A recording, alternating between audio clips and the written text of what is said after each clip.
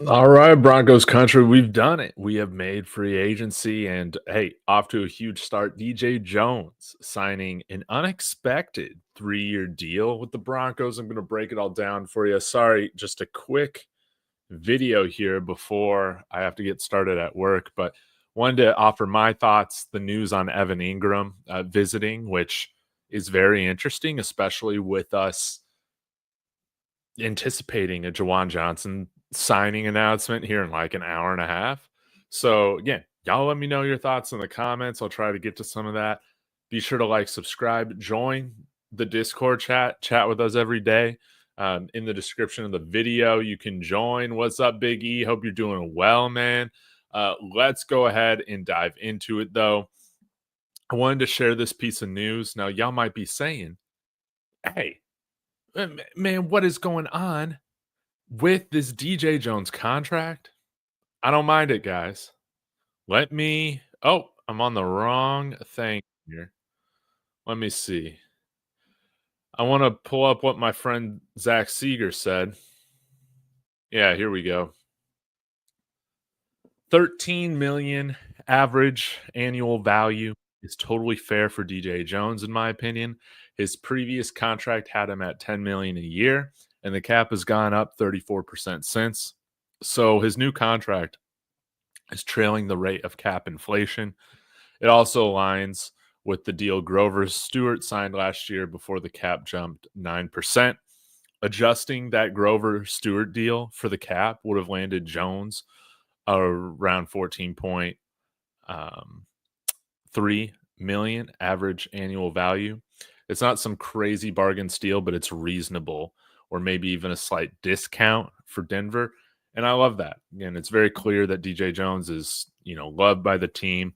Again, I thought that he was one of the top defensive linemen or interior defensive linemen in this year's free agency class. Now, to Marquee Sports' point that I think is very, very valid, does he play enough to still justify that type of pay? What did he play? Like half the snaps? A little less than half the snaps this year? That is something that I think is a totally valid point on like why he wasn't expecting DJ Jones to come back. And honestly, why I got on board with that too. I wasn't expecting DJ Jones to come back.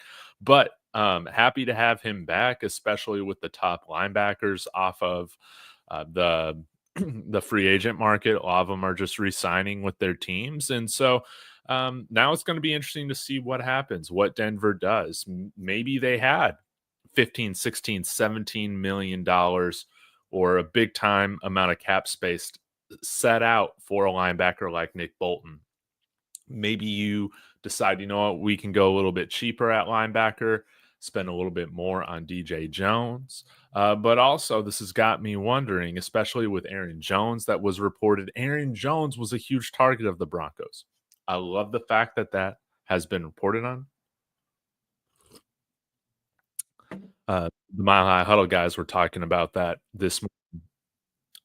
What was I going to say regarding that? Oh, well, if you're not going to sign Aaron Jones, maybe Najee Harris and Rico Dowdle return to their teams. Outside of those two guys, maybe you just decide to truly go bargain basement at running back. J.K. Dobbins, Elijah Mitchell, Ty Johnson, something like that. And so maybe you were thinking spending somewhere like $8-9 million on a running back. Excuse me. Oh, man. $8-9 million on a running back, but now you're going to spend maybe 3-4 at most. So you can take some of that money, put it towards DJ Jones. You can take some of that money and put it towards an Evan Engram. Love to hear the fact that he's visiting Denver today. We can't let him walk out the door without a deal. He would completely change this receiver game. But guys, it's got me wondering. I'm like, Juwan Johnson also seems inevitable. Well, what's going on? Well, how about this, guys? What if we sign 2 tight ends?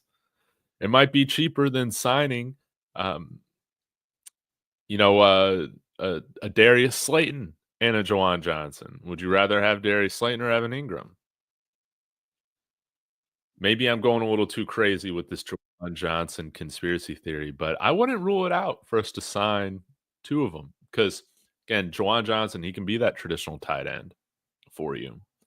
Evan Engram, he can be that big slot, that Michael Thomas that we've all been wanting to have on the team. And he can also be a serviceable, tight end. He can line up in line if he need to. But think about it, guys. I mean, what? Evan Engram might be half the cost AAV of a Chris Godwin. He might come around the same cost as a Cooper Kupp. Would you rather have Cooper Kupp or Evan Engram? These are questions. I'm curious what y'all's opinion are on them. But yeah, I love to hear this news. And I'll also say this, guys. DNVR has talked a lot about Robert Spillane. I watched a ton of Robert Spillane yesterday. He's way better than any linebacker that we got on the Broncos right now. It's way better than Alex Singleton. He was worlds away better than the guys we had playing last year after Singleton went down. He would be an instant upgrade in the run defense. He can maybe make our run defense like elite. If you're going to pay a ton of money to Nick Bolton, why not just get Robert Spillane for less, right? And again, he's like 28, 29, I think. But that guy is absolutely loved by all Raider fans. It seems like most Raider fans going through YouTube, going through Twitter, going through Reddit, all of them like want Robert Spillane signed back. They see him as a top priority. Like some guys are like, sign this guy to a contract for life. It would be great to go get a captain of the Raiders and bring him over here to Denver. Just saying. But I do hope the other position that we make a move at today, less important than linebacker to me right now, is safety. Go and get one of the big five. Cameron Bynum, Trevon Moehrig, Justin Reed, Javon Holland, Talanoa Hufanga. Sign one of those guys. DJ Jones, this is a fine contract. It's essentially a 2-year deal. We can go defensive line anywhere in the draft. It doesn't have to be a nose tackle type. It could be a guy to replace somebody like John Franklin Myers here in a year. Something like that. I don't think that any of these signings will impact Zach Allen or Nick Benito. Anything that we do has to be made with those extensions coming in mind. But man, I can't wait to see what the Broncos do. So I'll get to a few of your comments. Be sure to like and subscribe, y'all. I will be back throughout the day as long as work permits. Do have to hop to a meeting here in 10 minutes, but as long as work permits, I'll be on here as soon as I can when I hear of news. But if you guys want to talk with me, offline, join the Discord. Come on, free trial. Come on, get in there. It's going to be a lot of fun. What's up, T-Fishes? Andy, let's go. Evan Engram would be tremendous. It'd be absolutely tremendous. And honestly, probably has stayed a little bit more healthy than Cooper Kupp as of late, right? David, what's going on, man? I won't be impressed with the signing of a tight end from the Saints because other Saints players don't do much at all. Well, the other Saints players we brought in, that they already kind of sucked. Like they were like practice squad guys. Like but Will Lutz was like a real Saints player. He's like the only real Saints player we brought in. Him and Malcolm Roach, like those guys were real rotational or starter players. Juwan Johnson's a great player, whether he was playing for the Saints or not. You put on the tape, incredible amount of athleticism. The guy can get downfield. He's like Gronk light, baby. And he had 550 yards last year, something like that. Catching passes from that random quarterback from Fresno State and Spencer Rattler. He's a great upgrade at tight end. But I guess it all depends, David, on what our definition of impressed is. Am I saying he's an all-pro? No. I can't wait till free agency is over so we can see how the draft boards are starting to fall more accurately. Yeah. I can't wait. I am super interested to see where Ashton Genty goes, by the way. Fanatic Dak, what's going on, man? Evan Ingram's intriguing. Yeah. Fanatic Dak, shout out to Fanatic Dak. He was the one that got me thinking about this a little bit. About how, where are we right here? Yeah. Jaguars free agent tight end Evan Engram is visiting today with the Denver Broncos. per sources. And Fanatic Deck asking, could we bring in both Juwan Johnson and Evan Engram, asking for a friend? And I said, well, they probably could if they don't sign a wide receiver. Maybe we just go wide receiver at the draft. That could be interesting. What if I didn't have signing both Evan Engram and Juwan Johnson on my bingo card? But maybe that's a scenario, man, with how some of these contracts are looking. David said DJ Jones did all the dirty work for all the sacks like Allen.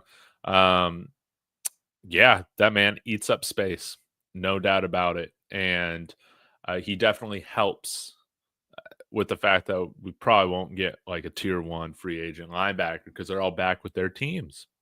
So DJ Jones, I'm happy to have him here. I feel like it's a fair contract.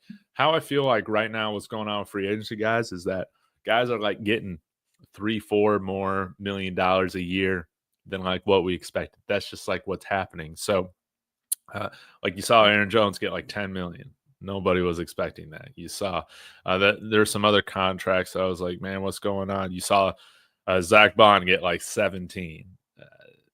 It's just insane stuff. So everybody's kind of getting $3-4 more million than expected. Will that remain true through this first week of free agency? We'll have to see. But yeah, I think it's a fine deal. I am not overwhelmed or not underwhelmed on it. I'm perfectly whelmed. It's a fine signing, and I'm happy to have him back. Adam Silver, not Adam Silver, Mike Silver. What's his name? Come on. Anyway, Silver saying linebacker Dre Greenlaw is receiving interest from the Niners, Falcons, Texans, and Broncos. Okay. And again, maybe you sign DJ Jones because you can get Dre Greenlaw at like $10 million a year instead of like 15 million for a Nick Bolton or somebody like that. That would be cool. That would be really cool. Big E saying, I'm not a big Najee Harris fan.